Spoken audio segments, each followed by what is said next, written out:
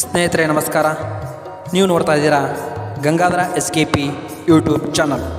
ಸ್ನೇಹಿತರೆ, ಸ್ವಚ್ಛ ಸುಂದರ ಪರಿಸರಕ್ಕಾಗಿ ಸ್ವಯಂ ಸೇವಾ ಸಂಸ್ಥೆ ಪರೋಪಕಾರಂ ತಂಡ ಹಾಗೂ ದೇವಸ್ಥಾನದ ಭಜನಾ ಮಂಡಳಿಯವರಿಂದ ಮುಂಬರುವ ಶ್ರೀ ಕ್ಷೇತ್ರ ಆದಿದೇವತೆಯಾದ ಶ್ರೀ ಹುಚ್ಚರಾಯ ಸ್ವಾಮಿ ಜಾತ್ರೆಯ ಪೂರ್ವಭಾವಿಯಾಗಿ ದೇವಸ್ಥಾನದ ಒಳ ಮತ್ತು ಹೊರಾಂಗಣವನ್ನು ಈ ಭಾನುವಾರ ಶುದ್ಧವಾಗಿ ಸ್ವಚ್ಛಗೊಳಿಸುವ ಒಂದು ಕಾರ್ಯಕ್ರಮವನ್ನು ಏರ್ಪಡಿಸಲಾಗಿತ್ತು.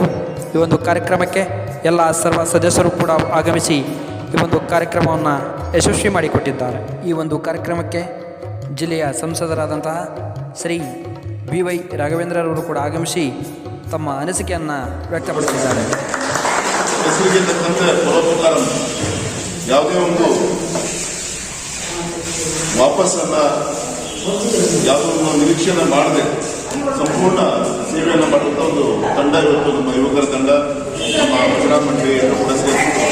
ನಾಳೆ ನಡೆಸುವಂಥ ರಥೋತ್ಸವದಲ್ಲಿ ನಮ್ಮ ಹುಚ್ಚರಾಯ ಸ್ವಾಮಿಯ ಒಂದು ವಾರಗಳ ಪೂರ್ತಿ ಸ್ವಚ್ಛತೆ ಮಾಡುವಂಥ ಒಂದು ಪುಣ್ಯದ ಕಾರ್ಯಕ್ರಮ ಇವತ್ತು ರಾಮನವಮಿ ಈ ಒಂದು ಪುಣ್ಯ ದಿನ ಇವತ್ತು ಕೈಗೊಳಿಸಿದ್ದಾರೆ. ಈ ಒಂದು ಸೇವೆಯಲ್ಲಿ ನನಗೂ ಕೂಡ ಒಳ್ಳೆಯ ಸೇವೆ ಮಾಡುವಂಥ ಒಂದು ಅವಕಾಶವನ್ನು ಮಾಡಿದ್ದಾರೆ. ಈ ಸಂದರ್ಭದಲ್ಲಿ ಮುಂದೆ ಏನಿರುತ್ತೋ ದೇಶ ಕಂಡಂಥ ಪ್ರತಿಮ ನಾಯಕರಾದ ಸನ್ಮಾನಿತ ನರೇಂದ್ರ ಮೋದಿಜಿಯವರ ಒಂದು ನೇತೃತ್ವದಲ್ಲಿ ಗಾಂಧೀಜಿಯವರ ಒಂದು ಸಂಕಲ್ಪ, ಯುವಕರು ಇವತ್ತು ಈ ರೀತಿ ನಮ್ಮ ಊರಿನ ಸ್ವಚ್ಛತೆಯನ್ನು ನಾವೇ ಮಾಡಿಕೊಳ್ಬೇಕು ಅಂತ ಒಂದು ಪಣತೊಟ್ಟೆಯನ್ನು ಹೊರಟಿದ್ದಾರೆ. ಅವರು ಹಾಕೊಂಡ ಒಂದು ಮಾರ್ಗದರ್ಶನ ಅಂತ ತುಂಬ ಅಭಿಮಾನ ಹೇಳ್ತೇನೆ.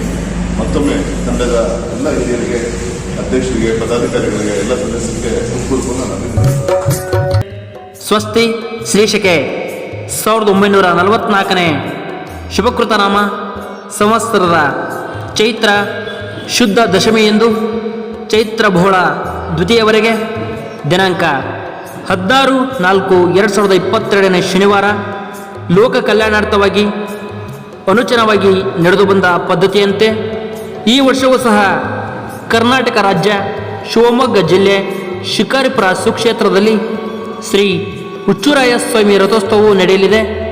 ತಾಲೂಕಿನ ಎಲ್ಲ ಗೌರವಾನ್ವಿತ ಗಣ್ಯರು, ಮಾಧ್ಯಮ ಮಿತ್ರರು ಹಾಗೂ ಭಕ್ತರು ಉಪಸ್ಥಿತರಿದ್ದು ಅತಿ ಹೆಚ್ಚಿನ ಸಂಖ್ಯೆಯಲ್ಲಿ ಕೆಲಸ ಕಾರ್ಯಕ್ರಮಗಳಲ್ಲಿ ಭಾಗವಹಿಸಿ ಶ್ರೀ ಸ್ವಾಮಿಯ ದರ್ಶನ, ತೀರ್ಥ ಪ್ರಸಾದವನ್ನು ಸ್ವೀಕರಿಸಿ ಶ್ರೀ ಹುಚ್ಚರಾಯ ಸ್ವಾಮಿ ಕೃಪಾಶೀರ್ವಾದಕ್ಕೆ ಪಾತ್ರರಾಗಬೇಕಾಗಿ ವಿನಂತಿ.